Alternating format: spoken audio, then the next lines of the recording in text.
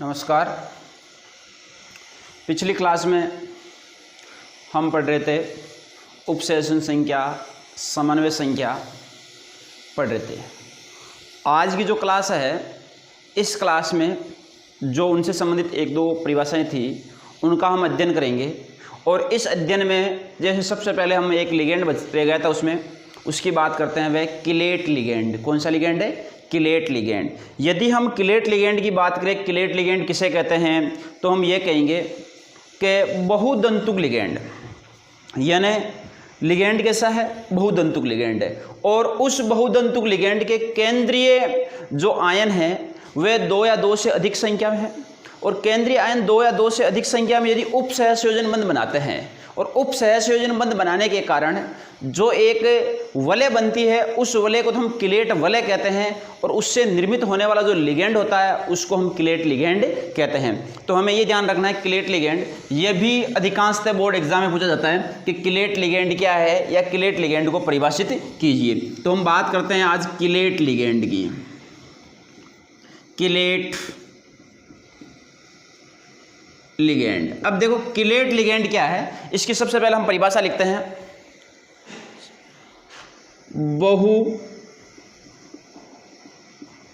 बहुदंतुक लिगेंडों के केंद्रीय धातु परमाणु से, बहुदंतुक लिगेंडों के केंद्रीय धातु परमाणु से 2 या 2 से अधिक, केंद्रीय धातु परमाणु से 2 या 2 से अधिक दाता परमाणुओं का प्रयोग, दाता परमाणुओं का प्रयोग उपसहसंयोजक,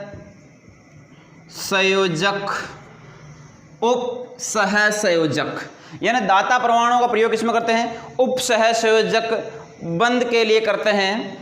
उपसहसंयोजक बंध बनाने में करते हैं, ऐसे लिख लो, बंध बनाने में करते हैं। तो जो 2 या 2 से अधिक दाता परमाणु हैं उनका प्रयोग हम उपसहसंयोजक बंध बनाने में करते हैं। और उपसहसंयोजक बंध बनाने में जो एक वलय संरचना बनती है करते हैं, तो एक वलय का निर्माण होता है। तो एक वलय का निर्माण होता है, उसे किलेट वलय कहते हैं। उसे कौन सी वलय कहते हैं? किलेट वलय कहते हैं। कौन सी वलय कहते हैं? किलेट वलय। और लिगेंडों को किलेट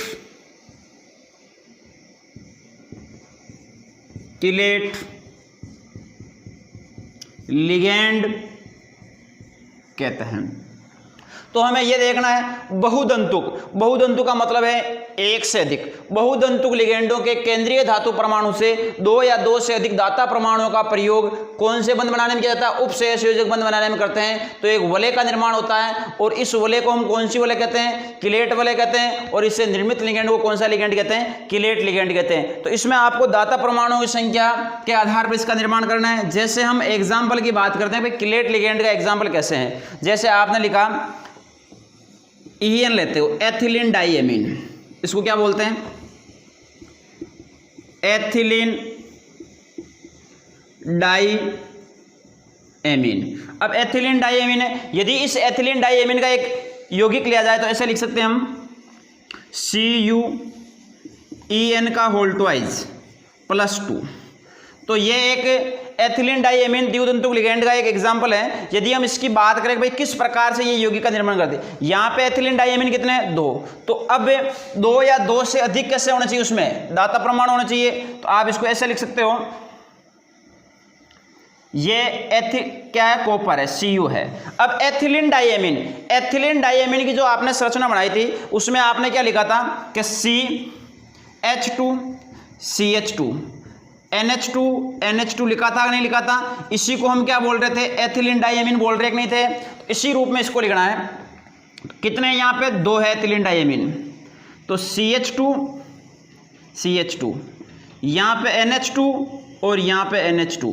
अब ये 2 NH2, अब इनसे कितने उपसर्जन बंध बनेंगे, 2 उपसर्जन बंध बनेंगे। तो दोनों उपसर्जन बंधों किस प्रकार से दर्शा दो आप, इस प्रकार से यहाँ पे उपसर्जन बंध दर्शा दो। एक और लिख दो इधर, CH2 NH2, यहाँ पे उपसर्जन बंध, यहाँ पे उपसर्जन बंध। तो इन्हें हम बोलते हैं एथिलीन डाइएमीन। तो ये एथिलीन डाइएमीन की संरचना बन जाएगी। और इस वलय को हम कौन सी वलय बोलेंगे, किलेट वलय। किलेट वलय क्यों बोलेंगे कि ये एक जो बंध बनने के बाद में जो एक वलय बनती है, इस वलय को हम किलेट वलय बोलते हैं। और किलेट वलय में हमें क्या ध्यान रखना है कि इसके ऊपर यहाँ पे आवेश है तो उसका आवेश को +2 लिखना है आपको। जैसे यहाँ पे जितना आवेश है उस आवेश को यहाँ पे दर्शाना है। तो ये किलेट वलय का एग्जाम्पल है। इसी प्रकार से जैसे आपको एक यौगिक और दे दिया जाए, FeOX का होल थ्राइज, ये ऑक्सीलेटो आयन है। OX कौन सा आयन है, ऑक्सीलेटो आयन है। अब यदि ऑक्सीलेटो आयन के रूप में भी यदि इसकी संरचना का निर्माण करें तो ऑक्सीलेटो आयन की संरचना के रूप में आप क्या लिख रहे थे, वहां पे यहाँ पे -3 आ जाएगा कि वहां पे लिख रहे थे CO-, यही लिख रहे थे। तो यहाँ पे ऑक्सीलेटो आयन कितने 3 है। तो इसको आप किस रूप में लिखोगे कि Fe है, CO-, यहाँ पे O-, उपशेष योजन बंध। वापिस यहां पे दर्शाना है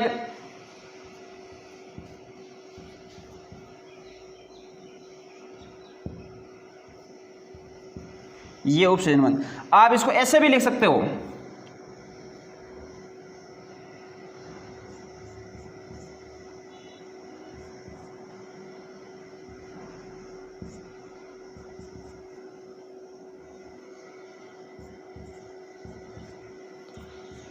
इस रूप में भी आप इसको दर्शा सकते हो।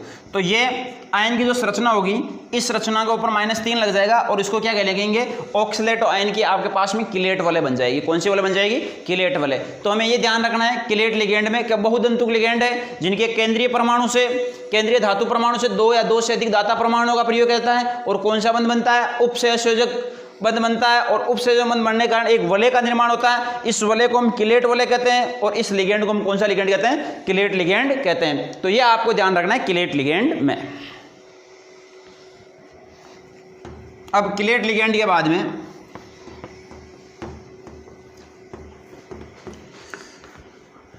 अगला हम लेते हैं कि किलेट लिगेंड हो गया। अब किलेट लिगेंड के बाद में हम बात करेंगे वह यौगिक रहेगा आपका जो है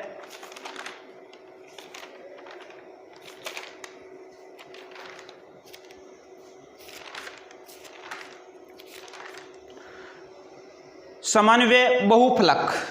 यदि हम बात करें समन्वय बहुफलक की, किसकी बात करते हैं, समन्वय बहुफलक। समन्वय बहुफलक क्या होता है कि जो केंद्रीय परमाणु होता है और केंद्रीय परमाणु से जुड़े लिगेंडों की जो द्विक व्यवस्था होती है, कि केंद्रीय परमाणु से जुड़े लिगेंडों की जो द्विक व्यवस्था होती है, उस व्यवस्था को ही हम क्या कहते हैं, समन्वय कहते हैं या समन्वय बहुफलक कहते हैं। यानी जो भी केंद्रीय परमाणु है, इस केंद्रीय परमाणु से जो लिगेंड जुड़े हुए हैं, जुड़ने की जो व्यवस्था है, उसी को हम क्या कहेंगे, समन्वय बहुफलक कहेंगे। तो इसकी आप परिभाषा ऐसे लिख सकते हो, केंद्रीय परमाणु से जुड़े लिगेंडों की, जो केंद्रीय परमाणु है उससे जितने भी जुड़े हुए लिगेंड है, उन लिगेंडों के समूहों की, ऐसे लिखो, लिगेंडों के समूह की द्विक व्यवस्था या दिक व्यवस्था, लिगेंडों की दिक स्थान व्यवस्था, दिक स्थान व्यवस्था समन्वय बहुफलक कहलाती है। समन्वय बहुफलक कहलाती है। तो इसमें केवल यही ध्यान रखना, केंद्रीय परमाणु और केंद्र परमाणु जो लिगेंड जुड़े हुए हैं उनको व्यवस्थित करने का जो व्यवस्था क्रम होगा वह क्या होगा, आपका समन्वय बहुफलक रहेगा। जैसे आप ये कह सकते हो, ये कोई मेटल है और इस मेटल से यहाँ पे ये लिगेंड जुड़े हुए हैं। क्या जुड़े हुए हैं? लिगेंड। तो ये जो लिगेंड जुड़ने की जो व्यवस्था का क्रम रहेगा उसी को हम क्या कहेंगे, समन्वय बहुफलक कहेंगे। तो ये वर्गाकार समन्वय बहुफलक हो गया, वर्गाकार संरचना। तो वर्गाकार समन्वय बहुफलक। इसी प्रकार से हम बात करें कि अष्टफलकीय चतुष्फलकीय जैसे बात कर ले, चतुष्फलकीय हम क्या लिखते हैं, एम। ये केंद्रीय धातु परमाणु में मेटल है और यहाँ पे ये लिगेंड जुड़े हुए हैं, तो इनको हम क्या कहेंगे, चतुष्फलकीय समन्वय बहुफलक। और चतुष्फलकीय के बाद में यदि हम अष्टफलकीय की बात करें तो अष्टफलकीय हम क्या लिखते हैं कि ये मेटल ले लिया,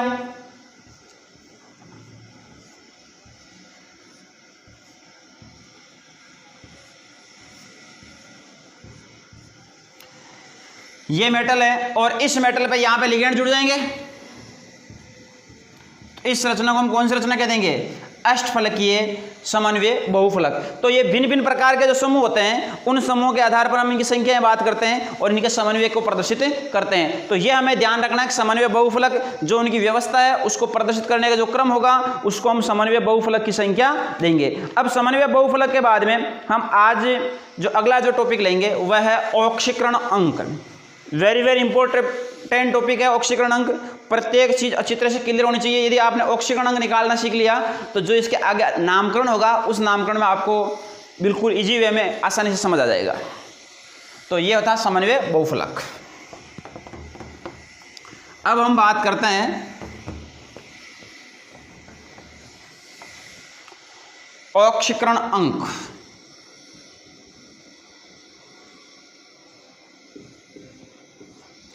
ऑक्सीकरण अंक, देखो भाई ऑक्सीकरण अंक में क्या होता है कि संकुल यौगिक है कोई और उस संकुल यौगिक का जो केंद्रीय धातु परमाणु है उस केंद्रीय धातु परमाणु से जितने भी समूह जुड़े हुए हैं उन समूहों को यदि हम हटा देते हैं और हटाने के बाद में जो आवेश शेष बचता है उस आवेश को हम ऑक्सीकरण अंक कहते हैं। क्या कहते हैं? ऑक्सीकरण। कोई भी संकुल यौगिक है उस संकुल यौगिक का जो केंद्रीय धातु परमाणु है उस केंद्रीय धातु परमाणु से जितने भी समूह जुड़े हुए हैं उन समूहों को हम क्या कर देते हैं, हटा देते हैं। और हटाने के बाद में जो हमारे पास में क्या बचता है धातु परमाणु पर आवेश शेष रहता है उसी को हम क्या कहते हैं, ऑक्सीकरण अंक कहते हैं। तो सबसे पहले हम ऑक्सीकरण अंक की परिभाषा लिखते हैं। तो ये लिखेंगे संकुल यौगिक में केंद्रीय धातु परमाणु से जुड़े। संकुल यौगिक में केंद्रीय धातु परमाणु से जुड़े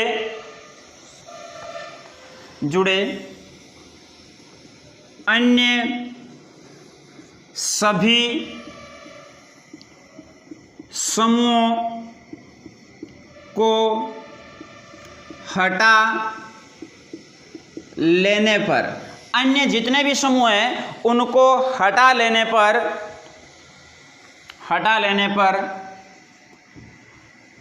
धातु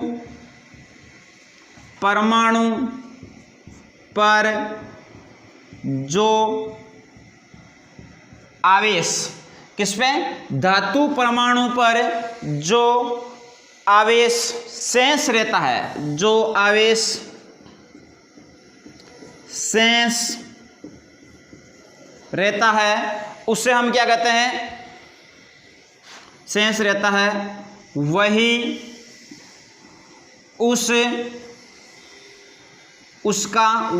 उसका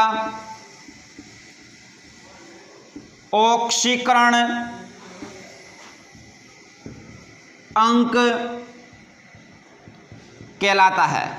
कि संकुल यौगिक में केंद्रीय धातु परमाणु से जुड़े अन्य सभी समूहों को हटा लेने पर धातु परमाणु पर जो आवेश शेष रहता है वही उसका क्या कहलाता है, ऑक्सीकरण अंक कहलाता है। अब ये ऑक्सीकरण अंक की परिभाषा है कि आपके पास में कोई भी यौगिक है उसको हटाने के बाद में जो बचता है उसे क्या कहते हैं, ऑक्सीकरण अंक कहते हैं। अब ऑक्सीकरण अंक ज्ञात करने से पहले हमें कुछ एक दो विशेष बातें हैं उनकी ध्यान रखनी है कि कौन कौन सी बातें हमें ध्यान में रखनी है।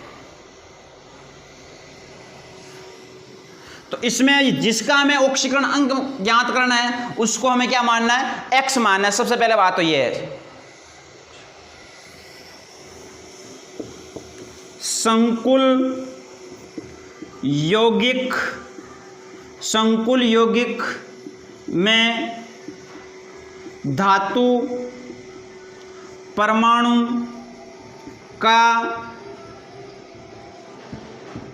ऑक्सीकरण अंक को x माना जाता है। संकुल यौगिक में धातु परमाणु का ऑक्सीकरण अंक क्या माना जाता है, x माना जाता है। अब इसको यदि आपने x मान लिया तो x मानने के बाद में जितने भी अन्य परमाणु हैं, अन्य परमाणु का जो ऑक्सीकरण अंक है उनको उनकी संख्या से गुणा करके क्या कर लेते हैं, योग कर लेते हैं। अन्य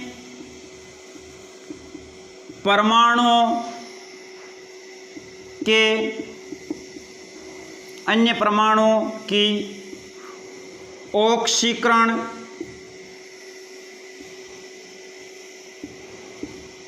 अंक से उनकी संख्या को गुणा करके योग कर लेते हैं। कि जितने भी अन्य योग परमाणु हैं उनका जो ऑक्सीकरण अंक है, जैसे Cl का -1 है और वहां पे आपको Cl की संख्या 5 दे रखी है, तो 5 दे रखी है तो आपको जैसे ये यौगिक लिख रखा है Cl, तो इस Cl में क्या होता है, Cl 5 दे दिया तो यहाँ पे 5 × Cl का माइनस कितना है, 1 होता है। तो ऑक्सीकरण तो क्या हो गया, -1 हो गया, उसकी संख्या से गुणा कर ले, संख्या कितनी है, 5 है, इनसे गुणा करके इनका आपस में क्या कर देंगे, हम योग कर देंगे। तो ये चीज़ हमें पता होनी चाहिए। इसके अलावा हम यह कह सकते हैं इनमें योग कर लेते हैं। अब इनका जो योग हुआ है उस योग के बराबर हमें क्या रखना है, या तो शून्य के बराबर रखना है या संकुल मंडल में उपस्थित आवेश के बराबर रखना है। इनके कुल योग को शून्य के बराबर या संकुल मंडल के आवेश के बराबर रखते हैं। अब आवेश के बराबर रख दिया या उसमें आवेश नहीं है तो किसके बराबर रख दिया आपने, शून्य के बराबर रख दिया। तो अब जैसे एक एग्जाम्पल लेते हैं और इनके आधार पर हम इनको देखते हैं। जैसे आपके पास में एक एग्जाम्पल है, उसकी हम बात करते हैं भाई किस प्रकार से ऑक्सीकरण ज्ञात किया जाता है। जैसे आपको लिखा K4FeCN6 लिख दिया, ये यौगिक दे दिया और इसमें आपको बोल दिया कि Fe का ऑक्सीकरण ज्ञात करना है। किसका ज्ञात करना है, Fe का। अब इसमें सबसे पहले देखो Fe का ऑक्सीकरण ज्ञात करना है, तो Fe का ऑक्सीकरण ज्ञात करते वक्त पहले तो संकुल यौगिक में धातु परमाणु का ऑक्सीकरण क्या मानना है, X, इसको क्या मानना है, X। अन्य परमाणुओं के ऑक्सीकरण अंक से उनकी संख्या का गुणा कर लेते हैं। तो अन्य परमाणु कौन हुआ, यही हुआ, इसका ऑक्सीकरण अंक कितना होता है -1, इनकी संख्या कितनी 6, 6 से -1 को क्या करना है, गुणा कर लेते हैं और इनके कुल योग को शून्य के बराबर या संकुल मंडल के आवेश के बराबर, तो शून्य के बराबर, इस पे कोई आवेश नहीं है तो किसके बराबर रख देंगे, शून्य के बराबर, यदि आवेश होता है तो किसके बराबर रख देते हैं, आवेश के बराबर। अभी आवेश वाला भी करवाएंगे एक एग्जाम्पल। तो इसको देखो सबसे पहले, तो इसमें हमें देखना है Fe का ऑक्सीडेशन नंबर है ना, ऑक्सीकरण अंक। अब इसकी हम बात करते हैं तो सबसे पहले Fe की बात कर लेते हैं हम। तो Fe के बारे में हमें ऐसे लिखना है सबसे पहले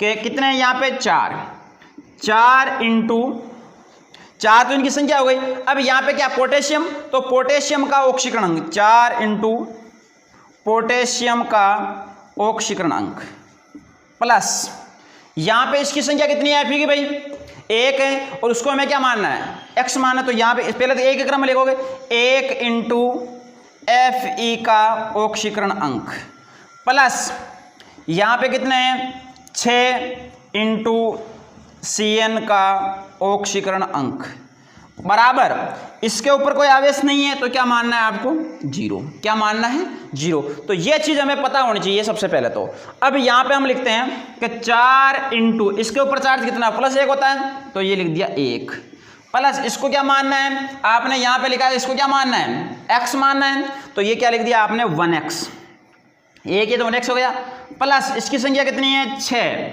यहाँ पे इंटू -1 इक्वल क्या जाएगा 0। अब आपको यहाँ पे क्या ध्यान देना है 4 + x प्लस इसको गुणा करेंगे यहाँ पे क्या हो जाएगा -6 इक्वल 0। तो x बराबर क्या लिख दोगे आप +2, क्या लिख दोगे +2। तो x बराबर जो +2 आए हैं वह Fe का ऑक्सीकरण अंक है, Fe का ऑक्सीकरण अंक है, कितना है +2। ये चीज़ आपके समझ में आ गई होगी। एक बार पुनः देख लो कि K4FeCN6 दे रखा है। सबसे पहले आपको केंद्रीय धातु परमाणु का ऑक्सीकरण अंक ज्ञात करना, तो क्या लिखना है 4 पोटेशियम है तो 4 इंटू पोटेशियम का ऑक्सीकरण अंक प्लस इसकी संख्या कितनी है 1 इंटू Fe का ऑक्सीकरण अंक प्लस साइनाइड है कितने 6 तो 6 इंटू साइनाइड का ऑक्सीकरण अंक इक्वल क्या लेना है 0। अब यहाँ पे क्या लिखना है कि 4 इंटू इसका वायतम कोश में कितना इलेक्ट्रॉन होता है 1 इलेक्ट्रॉन होता है प्लस चार्ज का तो 1 प्लस इसको क्या माना x कितना है 1 तो 1x प्लस ये कितने 6 इनका चार्ज कितना होता है -1 बराबर 0। तो क्या होगा 4 को 1 से गुणा किया 4x और 6 को -1 से गुणा किया -6 बराबर 0। तो x बराबर +2 तो Fe का ऑक्सीकरण कितना हो गया +2। ये चीज़ आपको आनी चाहिए अच्छी तरह से। अब इसके अलावा जैसे एक एग्जांपल और ले हम, तो पहले आपको ये परिभाषा उतारना है फिर उसके बाद में एग्जांपल करना है। तो जो भी इसके 2-3 एग्जांपल है अलग अलग टाइप के मैं आपको करवा देता हूँ।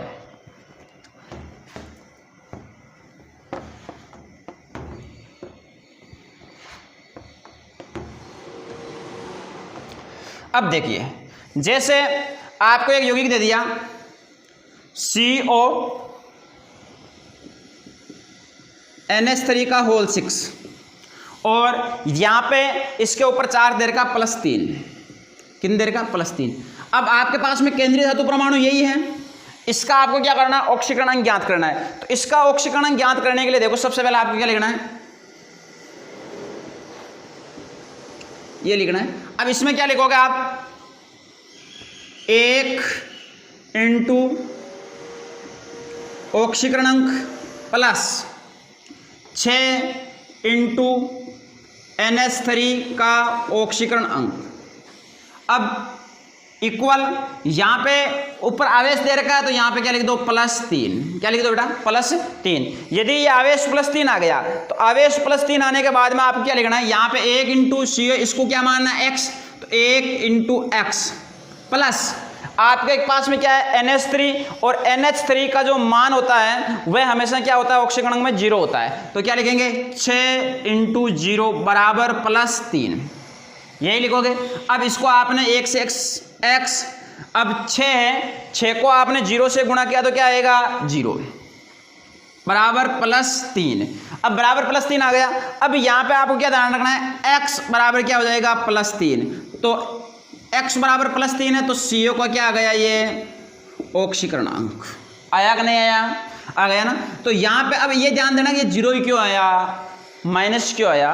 तो ये इनके आवेश के आधार पर आते हैं, इसका आवेश कितना है, कि इसमें 0 उदासीन लिगेंड है या धनात्मक ऋणात्मक जो आपने लिगेंड पढ़े हैं। उसके बाद में आपको ये भी ध्यान रखना है कि इस पे आवेश -1 है, +2 है, 0 है, तो ये आवेश की प्रकृति इनकी आपको ध्यान रखनी है।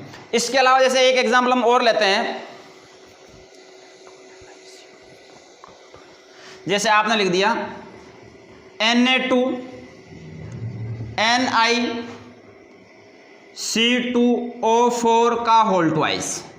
ये आपको एक कोई यौगिक दे दिया और इस यौगिक का हमें क्या ज्ञात करना है? ऑक्सीकरण अंग ज्ञात करना है। तो इसके ऑक्सीकरण अंग ज्ञात करने के लिए सबसे पहले हमें ये देखना है, देखो ये Na है तो यहाँ पे लिख दो निकिल का ऑक्सीकरण अंग ज्ञात करना हमें। तो सबसे पहले यहाँ पे कितने 2 × सोडियम का ऑक्सीकरण अंक प्लस 1 × Na का ऑक्सीकरण अंक प्लस 2 × C2O4 का ऑक्सीकरण अंक बराबर, इसके ऊपर कोई आवेश है क्या भाई? आवेश नहीं है। जिनके ऊपर आवेश नहीं होता है उनके बराबर क्या लिखते हैं हम? 0। क्या लिखते हैं? 0। तो लिखो देखें 2 × सोडियम का आवेश कितना होता है? +1 प्लस 1 × X प्लस 2 × ये ऑक्सीलेट आयन है और ऑक्सीलेट आयन में कितना होता है? -2 होते हैं। तो ये लिख दिया आपने -2 बराबर 0। अब यहाँ पे 2 + X -4 यही लिखोगे, क्योंकि +2 को -2 से गुणा किया तो -4 हो गया। अब -4 होने के बाद में आप क्या लिखोगे कि x -2 बराबर 0।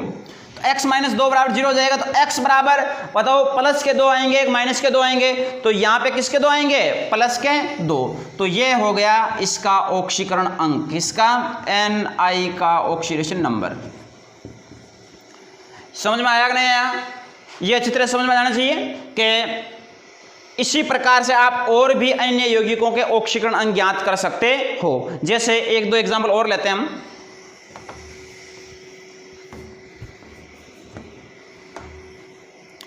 देखिए जैसे आपके पास में एक यौगिक है PtClBr के PtClBr Py और एक यौगिक जैसे आपने और जोड़ दिया इसमें NH3। ये संकुल है और इस संकुल में आपको किसका ज्ञात करना है? Pt का ऑक्सीकरण अंग ज्ञात करना है, प्लेटिनम का। तो प्लेटिनम के ऑक्सीकरण अंग के लिए क्या लिखोगे कि प्लेटिनम का ऑक्सीकरण ज्ञात करना है, तो क्या लिखोगे? 1 × Pt का ऑक्सीकरण अंक प्लस 1 × Cl का ऑक्सीडेशन अंक प्लस 1 × Br का ऑक्सीकरण अंक प्लस 1 × Py का ऑक्सीकरण अंक प्लस 1 × NH3 का ऑक्सीकरण अंक इक्वल 0। क्योंकि इसके ऊपर आवेश कुछ नहीं है तो इक्वल में क्या आ जाएगा? 0 आ जाएगा। अब 0 आने के बाद में हमें यह ध्यान रखना है कि यहाँ पे इसका तो निकालना है, तो इसको क्या लिख देंगे? 1 × X प्लस Cl का कितना होता है? 1 × -1 प्लस Br का कितना होता है? 1 × -1 प्लस जो Py है प्रीडीन है, इस प्रीडीन का ऑक्सीकरण अंग में से क्या होता है? 0। तो क्या लिखोगे? 1 × 0 प्लस NH3 का 0 होता है, तो 1 × 0 इक्वल 0। तो यहाँ पे क्या हो जाएगा कि X, अब X है तो आपके पास में 1 × -1 प्लस 1 × -1 है, तो ये क्या हो जाएगा? माइनस हो जाएगा यहाँ पे -1 और यहाँ पे भी क्या जाएगा? -1 इक्वल क्या जाएगा?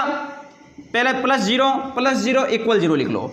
अब यहाँ पे माइनस माइनस क्या हो जाएंगे? यहाँ पे प्लस, तो इसको क्या लिखोगे? x - 2 equal 0। तो x बराबर क्या हो जाएगा? इक्वल 2 हो जाएगा। तो ये किसका ऑक्सीकरण आ जाएगा? Pt का। किसका जाएगा? Pt का। अब ये Pt का आने के बाद में इसी प्रकार से यदि आपके पास में कोई भी यौगिक हो तो उसका हम ऑक्सीकरण ज्ञात कर सकते हैं। तो आप सारे यौगिकों को प्रैक्टिस करना अच्छी तरह से, उनका ऑक्सीकरण ज्ञात करना। आज के लिए इतना ही। नेक्स्ट टॉपिक नेक्स्ट क्लास में। धन्यवाद।